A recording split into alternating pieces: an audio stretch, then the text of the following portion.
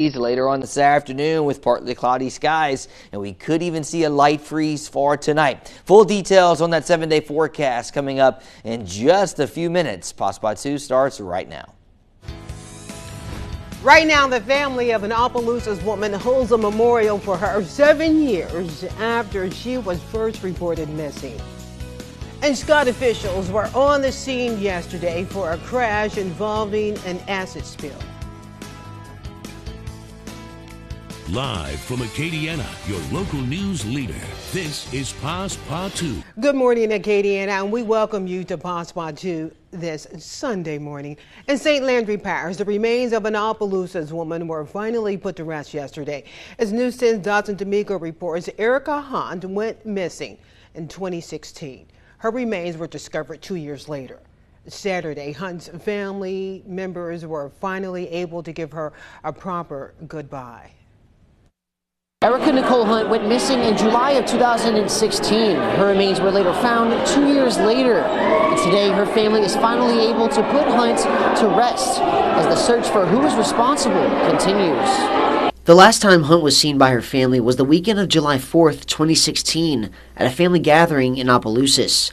2 years later, in December of 2018, remains were found near Ville Platte. In 2021, investigators were able to identify those remains as belonging to Hunt. That is when her missing persons case turned into a homicide investigation led by the state police with the help of Evangeline Parish Sheriff's Office and Opelousas Police. Her remains were held in a DNA lab for years until finally being brought back to the family so they can have a proper memorial for the life she lived. It was a good feeling, even though we still haven't got justice yet, but it was a good feeling to put her remains to rest. Hunt was a contributing member of the Opelousas community. She worked as a hairdresser and a loving mother to her daughter. Hunt's family and friends put this memorial together to remember her and find answers to what happened to their loved one. We need some answers, and that's all we're asking for, some answers. Just like you said, justice for Erica. So this is what this is all about. It's hard, but we need the community help as well, because we can't do it by ourselves, not at all. Opelousas community leader and Hunt's uncle, Tyrone Glover, helped set the memorial up. He says this is important for Hunt's family to be able to get some form of closure they have wanted since they lost Hunt. It's a beautiful soul that we lost. You understand, Erica? Beautiful daughter of hers. Her grandmother passed away, but her family members standing strong. They're standing behind me and on the side of me. They're standing strong. This is a sad day, but it's a beautiful day. In Opelousas, Dawson D'Amico, KLFY, News 10. The cause of death has not been released. If you have any information about her disappearance, you're being asked to contact law enforcement. Scott police and firefighters yesterday removed a hazardous material from a tractor trailer. The trailer flipped over on Mill Street yesterday afternoon. It was carrying acrylic acid. Because of the hazards from the chemical, police and fire officials were transferring the acid into another trailer. Now, officers had to evacuate residents who lived in a 100-yard radius from the crash. Chief Saunier said that transfer of chemicals could last throughout the night. So let's head to Baton Rouge, where a teenager is charged in the shooting death of an 11-year-old boy. We're now learning more about what led up to that tragic incident. Police say 11-year-old Matthew Fortenberry was sitting in a car with relatives when he was shot and killed. A spokesperson for the Baton Rouge Police Department says this all started inside a family member's home. The 17-year-old was holding the family hostage. He was having some type of issue, prior altercation with another family member. And through the course of him trying to get that family member to come, he took it upon himself to hold that family hostage. Yeah, that's when police say the 17-year-old allegedly ran outside and shot at a car, killing the 11-year-old. Now, the teen was booked into the East Baton Rouge Parish Prison on multiple charges, which include first-degree murder. The DA there says he plans on charging the 17-year-old as an adult. Until that happens, his name will not be revealed to the public. So, this week in New Orleans, the mayor signed off on a responsible gun ownership ordinance calling for tougher consequences for gun owners if their firearms gets into the hands of a juvenile. One council member says he thinks this should have been done a long time ago. Brittany Dixon tells us what this means going forward. Given this explosion of gun violence and access to guns that have harmed almost over 20 kids just in the last couple of years from the ages of 2 to 16. We've seen it happen inside homes, at parades, and in cars. Children getting a hold of guns and firing the weapons unintentionally. So this ordinance is about promoting life and holding adults accountable. Mayor Cantrell posting that video on her Instagram while signing the ordinance that allows for the arrest for careless storage of a firearm that results in a child being hurt or hurting someone else. Superintendent Michelle Woodfork releasing this statement showing her support for the ordinance and safety of New Orleans children, pointing to her special victims section for their hard work. We're taking action in the city of New Orleans to save lives. But there's more to the ordinance than just the penalties. Councilman Oliver Thomas says it's also about creating more awareness. The lieutenant from the police department who's heading this piece, along with Chief Woodford, have said that a good gun education effort is in store to accompany efforts like this, and I think it's been needed, and it's definitely needed right now, and I'm looking forward to being part of that. So, a well-known diner that has been a staple in the community for 40 years caught fire this past week. Now, that fire started inside the kitchen. We're told it moved into the dining room. News 10's Rodrika Taylor spoke with one of the founders as they tried to rebuild what was lost.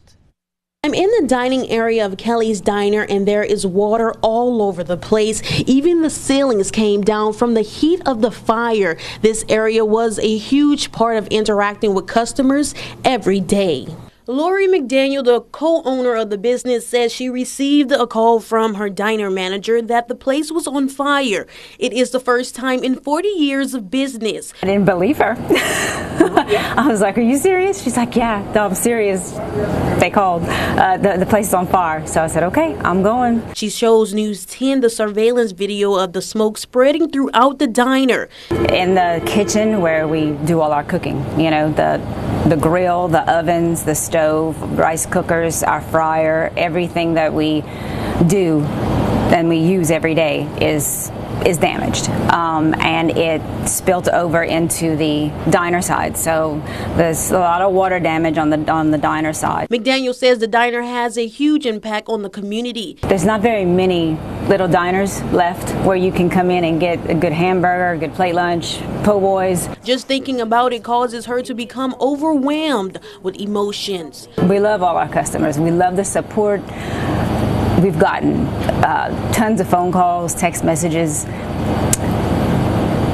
I'm gonna cry. I'm sorry. For McDaniel, the hardest thing for her to do was turn customers away.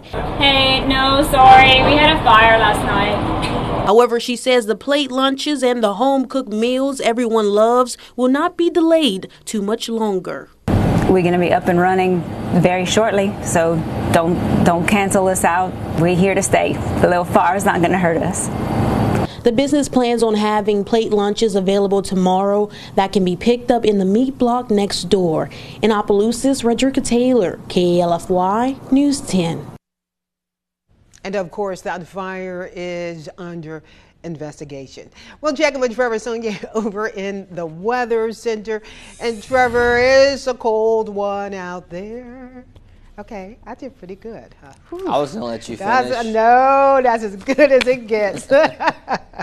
Yeah, it is pretty cold out there. Temperatures in the 30s. Let's take a look at our Sky 10 camera. And it shows mostly clear skies, and that's why those temperatures are able to drop. We're at 39 now in Lafayette as of the latest update. 36 in Opelousas, 38 in New Iberia. So pretty much at our overnight low now. We may drop about another degree or so, but that would be about it. So somewhere in the upper 30s for that low.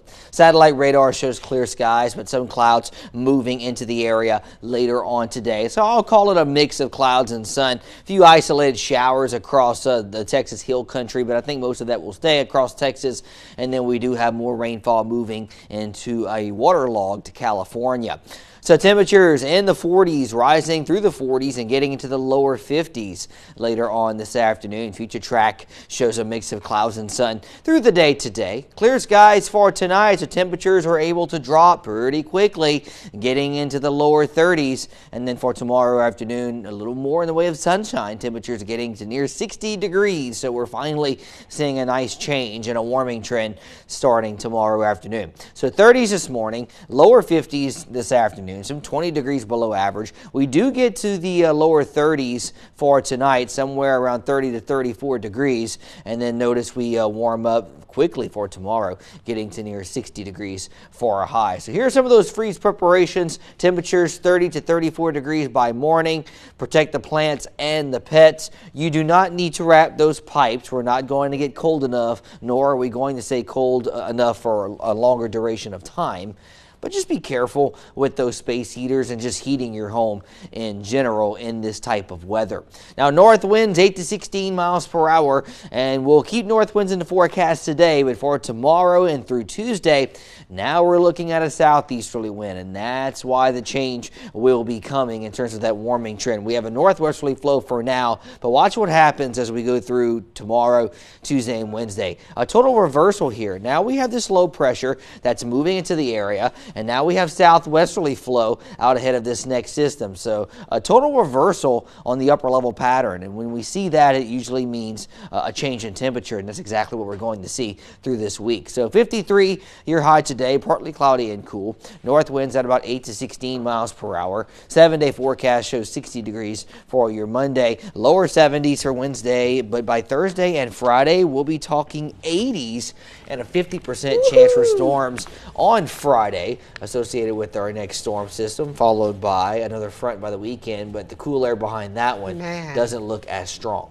Yeah, this cold weather is wicked. Yeah, definitely. It's unbearable. Yeah, it really is. And we were soaring along in the 80s for so long, and then all of a sudden, boom, it just hit us. And, I mean, it's not atypical from March. It just hit us all of a sudden. Yeah. Brr. Yep. For more information on these stories and more, my sound effects, right? Remember, you can log on to our website, klfy.com. You'll also find Trevor's cold weather forecast. And coming up here on Passe Partout, good morning to you, Acadiana. A truck into a house. A man who lived there is now struggling to figure out what to do about this. That's next for you. I need to catch up to you on the coffee, Renee. So full details on that forecast and another cup of coffee for me right after the break. Watch your local